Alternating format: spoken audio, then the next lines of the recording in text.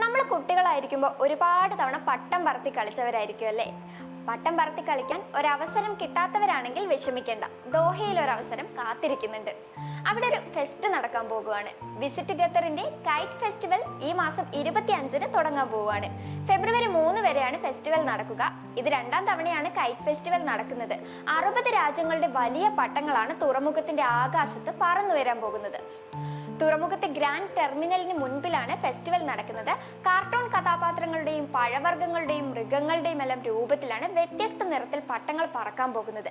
ഫാമിലിക്കും കുട്ടികൾക്കുമായി വിവിധ പരിപാടികളാണ് ഒരുക്കാൻ പോകുന്നത്. പട്ടങ്ങളും ഇൻഫ്ലേറ്റബിൾ ഗെയിമുകളും ഫുഡ് കോർട്ടുകളും കൈറ്റ് നിർമ്മാണത്തിൽ ഫ്രീ ട്രെയിനിങ്ങും നൽകുന്നുണ്ട്. കുട്ടികൾക്ക് ഫ്രീ ആയി പട്ടങ്ങൾ ഉണ്ടാക്കി പറക്കാനും പറപ്പിക്കാനുമുള്ള ഒരു അവസരമാണിത്. അപ്പോൾ ഫെസ്റ്റിന്റെ എൻട്രിക്ക് മുൻകൂട്ടി രജിസ്റ്റർ ചെയ്യാൻ താഴെ കൊടുത്തിരിക്കുന്ന ലിങ്ക് യൂസ് ചെയ്യാവുന്നതാണ്.